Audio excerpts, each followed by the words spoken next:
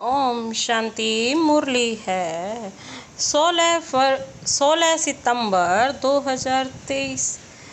बाप दादा के मधुर महावाक्य।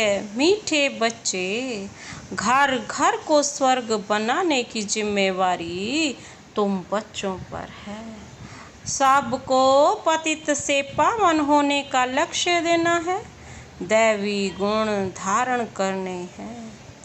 मीठे बच्चे, घर घर को स्वर्ग बनाने की जिम्मेवारी तुम बच्चों पर है। सबको पतित से पावन होने का लक्ष्य देना है, दैवी गुण धारण करने हैं। आज का प्रश्न है, ईश्वरीय गोद में आने से तुम बच्चों को कौन सा अनुभव होता है?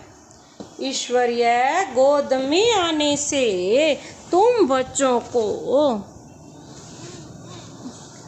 कौन सा अनुभव होता है? बाबा ने उत्तर दिया, मंगल मिलन मनाने का अनुभव ईश्वरीय गोद में आने वाले बच्चों को होता है। मंगल मिलन मनाने का अनुभव ईश्वरीय गोद में आने वाले बच्चों को होता है। तुम जानते हो, संगम युग है, ईश्वर से मिलन मनाने का युग। तुम ईश्वर से मिलन मनाकर भारत को स्वर्ग बना देते हो। इस समय तुम बच्चे सम्मुख मिलते हो। सारा कल्प कोई भी सम्मुख मिलन नहीं मना सकते। तुम्हारा यह बहुत छोटा सा ईश्वरीय कुल है। शिव बाबा है दादा, ब्रह्मा है बाबा, और तुम बच्चे हो भाई बहन। दूसरा कोई संबंध नहीं। आज का गीत है, नई उम्र की कलियां।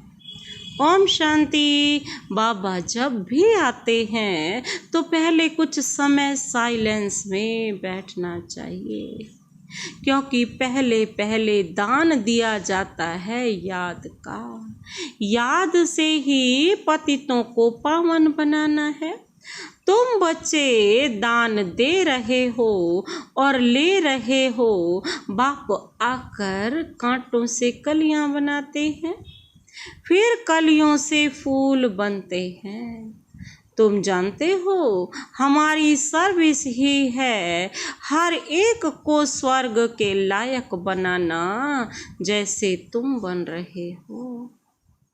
बाबा कहते, बाप आकर पहले हेल्थ पीछे वेल्थ देते हैं। पहले शांति फिर सुख। वास्तव में सुख दोनों में है। तुम बच्चों को सुख और शांति दोनों चाहिए, और जो सन्यासी आदि हैं वह सिर्फ शांति चाहते हैं। सन्यासी सुख नहीं चाहते हैं। सुख तो वह दे ना सके, अगर शांति देवें तो भी अल्पकाल क्षण भंगुर सुख के लिए। कहते हैं कि सुख तो कागविष्टा समान है। सन्यासी बहुत करके शांति चाहते हैं मुक्ति के लिए। मुक्ति दूसरा कोई दे नहीं सकता। इसको बेहद की मुक्ति, बेहद की जीवन मुक्ति कहा जाता है। सो बेहद का बाप ही दे सकते हैं। तुम जानते हो, इस समय सब कांटे हैं, कांटे चुभते हैं। बाप कहते हैं, सब एक दो को काम कटारी से मारते हैं। उनको पता नहीं है कि काम कटारी को हिंसा कहा जाता है। तुम विकार में जाते हो तो आदि मध्य अंत एक दो को दुख देते हो। यह है दुख की दुनिया। सुख की दुनिया स्वर्ग को कहा जाता है। जबकि नई सृष्टि, नया भारत है। भारतवासी जो देवी देवताओं के पुजारी हैं, जानते हैं कि इन देवताओं का राज्य था, जिसको स्वर्ग कहा जाता है। यह भी महसूसता आती है लक्ष्मी नारायण के मंदिर में जाकर उनकी महिमा गाते हैं। समझते हैं भारत के यह मालिक थे। भारत स्वर्ग था, यह भी महसूसता आती है, परंतु हवा के मुआफिक। समझते तो हैं, भारत में लक्ष्मी नारायण के इतने मंदिर बनाते हैं, तो उन्हों की राजधानी थी, महाराजा महारानी कहा जाता है, परंतु कब थे सो भूल गए हैं। कितनी साधारण भूल है, कोई जास्ती टाइम नहीं हुआ है, 5000 वर्ष की बात है।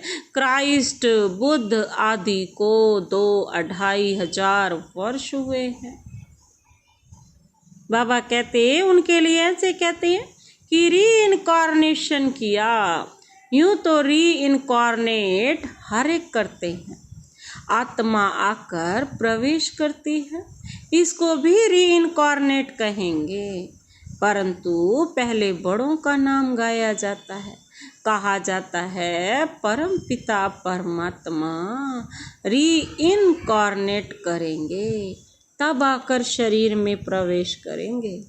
री इनकारनेट का अर्थ यह है, तो जो बड़े नामी ग्रामी होते हैं उनके लिए कहा जाता है, जैसे बुद्ध का री इनकारनेशन, क्राइस्ट का री इनकारनेशन, बौद्ध और क्रिश्चियन का भारत से कनेक्शन देखने में आता है। गुरु नानक को 500 वर्ष के लगभग ही दिखाते हैं, उनका भी छोटा री इनकारनेशन है, वह बड़े हैं, तो री इनकारनेशन सब करते हैं। अब परम पिता परमात्मा को बुलाते हैं, परंतु वह कब आएगा, कैसे आएगा, यह नहीं जानते हैं। शरीर में तो जरूर आना होता है, परंतु जन्म न लेने के कारण उनको री इनकारनेशन कहा जाता है। अवतरण, री इनकारनेशन मतलब अवतरण, अवतार लेते हैं ना बाबा, तो इसीलिए उनको सब क्या किया, सबने री इनकारनेशन किया। छोटा बच्चा तो नहीं बनते हैं, सबसे बड़ा री इनकारनेशन परमपिता परमात्मा को कहेंगे। गाते हैं परमात्मा 24 अवतार लेते हैं, अब कह देते हैं पत्थर पत्थर में अवतार लिया, गिरते जाते हैं, जैसे भारत गिरता जाता है वैसे उनकी कथनी भी गिरती जाती है।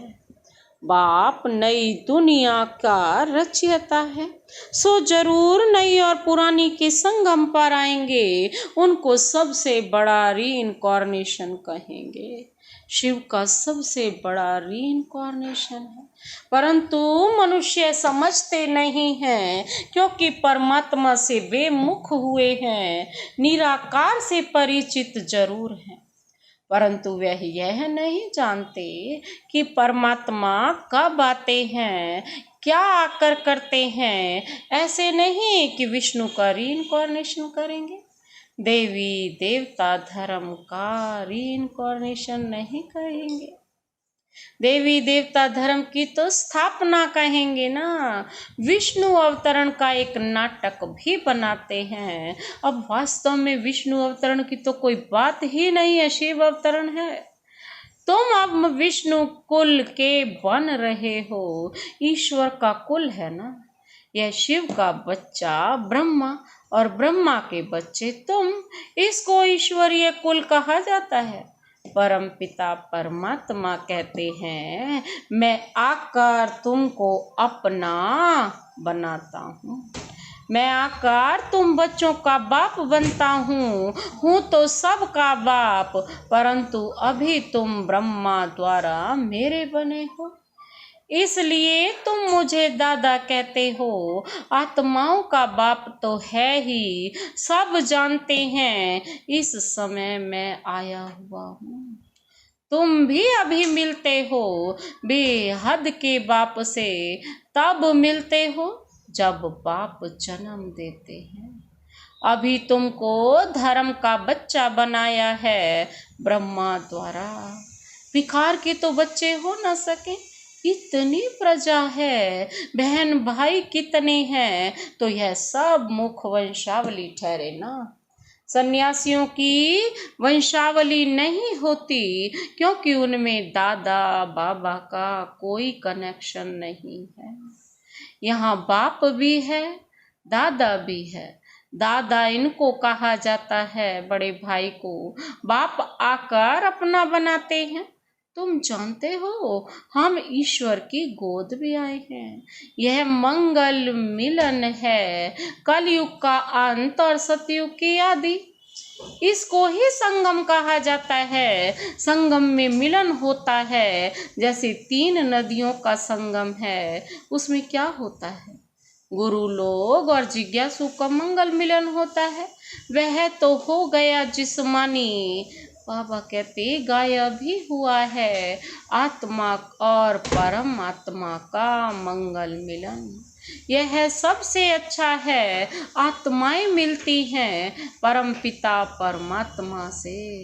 इसमें पानी के नदी की बात नहीं है। यहाँ तुम बैठे हो, यह तुम्हारा बहुत भारी मंगल मिलन है। आत्माएं भी चैतन्य है। परम पिता परमात्मा का यह लौन लिया हुआ शरीर है। इनको मंगल मिलन कहा जाता है। कुंभ का मेला कहा जाता है ना, कुंभ को ही संगम कहेंगे। 3 नदियों के संगम का नाम कुंभ रख दिया है। सबसे बड़ा संगम कौन सा है? सागर और नदियों का। सबसे बड़ी नदी है ब्रह्मपुत्रा, उसमें बाबा आते हैं। इसलिए सागर और ब्रह्मपुत्रा नदी का इकट्ठा मेला तो है ही। अब कुंभ का मेला है संगम पर। तुम सब ज्ञान सागर बाप से मिलते हो। इसको ईश्वरीय कुंभ का मेला कह सकते हैं। यह है आत्माओं और परमात्मा का संगम। कुंभ व संगम बात एक ही है। तो तुम बच्चे जानते हो हम अपने लिए स्वर्ग की स्थापना कर रहे हैं। हमको घर में पवित्र होकर रहना है। जहाँ पवित्रता है वहाँ ही स्वर्ग कहेंगे। बच्चे पवित्र रहते हैं तो पवित्रता सुख शांति है। तुम्हारी अवस्था ऐसी होनी चाहिए जैसे देवताओं की होती है। कोई भी अवगुण नहीं होना चाहिए। इसको ही स्वर्ग कहेंगे। वही फिर स्थायी स्वर्ग बन जाता है। घर में ऐसा लायक बनना है, इसलिए कहा जाता है घर घर को स्वर्ग बनाओ। तुम मनुष्यों को स्वर्ग में चलने लायक बनाते हो। तुम्हारे लिए ही गीत है, घर घर को स्वर्ग बनाओ। सतयुग में घर घर में स्वर्ग था, अब नहीं है। जो बच्चे बाप से वर्षा लेते हैं उनको अपना घर बैठे पतित से पावन बनने का लक्ष्य देना है। यह बड़े ते बड़ा चैतन्य तीर्थ है। जहाँ शिव बाबा सागर है वहाँ तुम आत्माएं गंगाएं जरूर होंगी। यह सबसे बड़ा ऊंचे ते ऊंचा मेला है। वह सब है भक्ति मार्ग के मेले और यह है ज्ञान मार्ग का मेला। भक्ति मार्ग के मेले तो जन्म भाई जन्म लगते रहते हैं, लेकिन ज्ञान मार्ग का मेला एक ही बार लगता है। यह है रूहानी मिलन। सुप्रीम रूह परम धाम से आकर बच्चों से मिलते हैं। सबसे अच्छी यात्रा या मेला यह है। यह चैतन्य सागर तो कहाँ भी जा सकते हैं। वह जड़ सागर तो कहाँ नहीं जाता, यह सागर जाता है। तुम नदियाँ भी जाती हो निमंत्रण पर।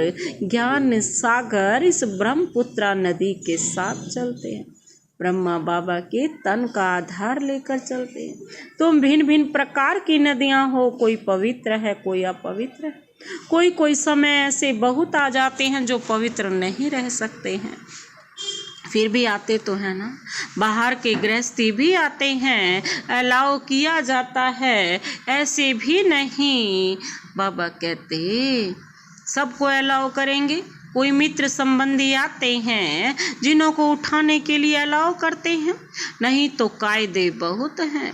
इंद्रप्रस्थ में कोई पतित आ न सके, कोई भी पंडा व सबज परी आदि कोई भी पतित को साथ में ले आ नहीं सकती। इसलिए बाप कहते हैं खबरदार रहना, सर्टिफिकेट तुमको मिलता है, किसको साथ ले आती हो या भेज देती हो।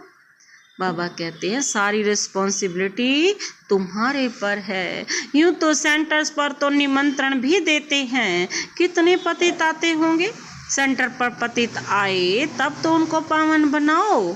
यहाँ तो सागर बैठा हुआ है तो नियम रखे हुए ना, नब्ज देखी जाती है। डॉक्टर्स सर्जन तो भिन्न भिन्न होते हैं। मम्मा बाबा व अनन्य बच्चे बात करेंगे तो झट पता लगेगा कि बुद्धि में बैठता है व नहीं। तुम कोई को भी समझाएंगे कि दो बाप हैं तो झट मानेंगे। युक्ति बतलाई जाती है, परम पिता परमात्मा को तो सब याद करते हैं। हम फलाने बाप के बच्चे हैं, सिर्फ उनके ऑक्यूपेशन को नहीं जानते। यह तो तुम बच्चे समझ गए हो कि जिस जिस नाम रूप से जो मनुष्य आते हैं उसी नाम रूप से 5000 वर्ष बाद फिर आना है जरूर। क्राइस्ट का जो चित्र है हूबहू फिर उसी समय ही हो सकता है, ऐसा और किसी मनुष्य का हो नहीं सकता।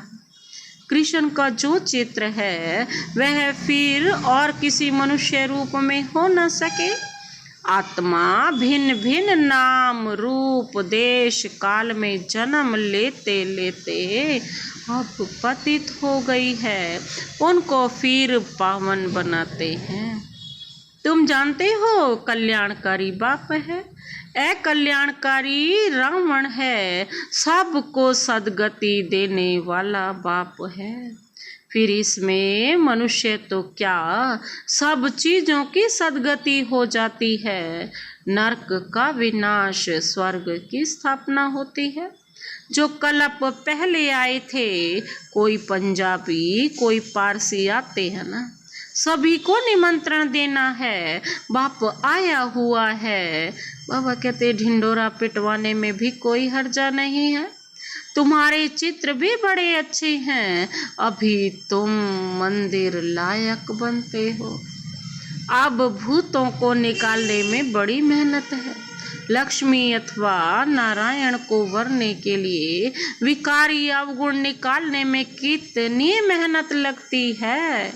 कोई को काम का भूत, कोई को क्रोध का भूत, कोई को मोह का भूत। थप्पड़ मार देते हैं, एकदम गिर पड़ते हैं। लोभ वश भी गिर पड़ते हैं। अच्छे अच्छे घर की बच्चियां मिठाई देखेंगी तो छिपा कर खा लेंगी। लोभ ने भी कितनों को नुकसान पहुंचाया है। लोभ के वश ही चोरी करते हैं। पहले तुम भट्टी में थे, अभी तो सबको अपने घर में भट्टी बनाना पड़े। बाप ने एक ही बड़ी भट्टी बनाई, अभी तो कहते हैं पहले 7 रोज भट्टी में रहना पड़े। आजकल किसका भट्टी में बैठना बड़ा मुश्किल है। सेंटर में भी आते हैं तो रंग चढ़ाते हो, फिर घर में जाने से उड़ जाता है। सेंटर में जाते ही बाबा का रंग चढ़ जाता है और जैसे ही घर गए सारा रंग उड़ जाता है, संग दोष लग जाता है। अभी तो बड़ी मेहनत है। अभी तुम बच्चे जानते हो हम ईश्वरीय कुल में बैठे हैं। दादा बाबा और हम भाई बहन हैं। ब्राह्मण कुल सर्वोत्तम गाया हुआ है, उन ब्राह्मणों को भी तुम ज्ञान दे सकते हो। ब्राह्मण है उत्तम चोटी। यह संगम युगी ब्राह्मण ही फिर देवता बनते हैं। पहले तो देवताओं से भी उच्च ब्राह्मण है। चोटी तो ऊंची ठहरी ना। तुम ब्राह्मण देवताओं की पूजा करते हो, अपने को पुजारी उनको पूज्य समझते हो। तुम उन पुजारियों ब्राह्मणों को भी यह समझा सकते हो, तुम तो हो सच्चे सच्चे ब्राह्मण संगम युगी। तुम ब्रह्मा मुख वंशावली हो, फिर तुम सो देवता बनते हो। स्वर्ग का देवता जरूर परम पिता परमात्मा ही बनाएंगे ना, और तो कोई हमें स्वर्ग का देवता बना ही नहीं सकता। अच्छा, मीठे मीठे सिकिलधे बच्चों प्रति मात पिता बाप दादा का याद प्यार और गुड मॉर्निंग। रूहानी बाप की रूहानी बच्चों को नमस्ते। हम रूहानी बच्चों की रूहानी बाप दादा को नमस्ते नमस्ते, गुड मॉर्निंग। धारणा के लिए मुख्य सार है, पहला पॉइंट है अंदर के अवगुणों की जांच कर उन्हें निकालना है। संग दोष से अपनी संभाल करनी है। देवताई गुण धारण कर स्वयं को लायक बनाना है। अंदर के अवगुणों की जांच कर उन्हें निकालना है। संग दोष से अपनी संभाल करनी है। देवताई गुण धारण कर स्वयं को लायक बनाना है। दूसरा पॉइंट है घर घर को स्वर्ग बनाने की सेवा करनी है। भूतों को बाप की याद से भगाना है। बाप के साथ मंगल मिलन मनाते रहना है। बाबा कहते घर घर को स्वर्ग बनाने की सेवा करनी है। भूतों को बाप की याद से भगाना है। बाप के साथ मंगल मिलन मनाते रहना है। आज का वरदान है अपने अनादि संस्कारों को इमर्ज कर सर्व समस्याओं को पार करने वाले उड़ता पंछी भव। अपने अनादि संस्कारों को इमर्ज कर सर्व समस्याओं को पार करने वाले उड़ता पंछी भव। स्पष्टीकरण है, आप सब अनादि रूप में ही हो उड़ने वाले, लेकिन बोझ के कारण उड़ता पंछी की बजाय पिंजड़े के पंछी बन गए हो। अब फिर से अनादि संस्कार इमर्ज करो, अर्थात फरिश्ते रूप में स्थित रहो। इसी को ही सहज पुरुषार्थ कहा जाता है। उड़ता पंछी बनेंगे तो परिस्थितियां नीचे और आप ऊपर हो जाएंगे। यही सर्व समस्याओं का समाधान है। उड़ता पंछी बनेंगे तो परिस्थितियां नीचे और आप ऊपर हो जाएंगे। यही सर्व समस्याओं का समाधान है। आज का स्लोगन है हर कदम में कल्याण समझ, हर आत्मा को शांति की शक्ति का दान देना ही सच्ची सेवा है। हर कदम में कल्याण समझ, हर आत्मा को शांति की शक्ति का दान देना ही सच्ची सेवा है। अच्छा, ओम शांति।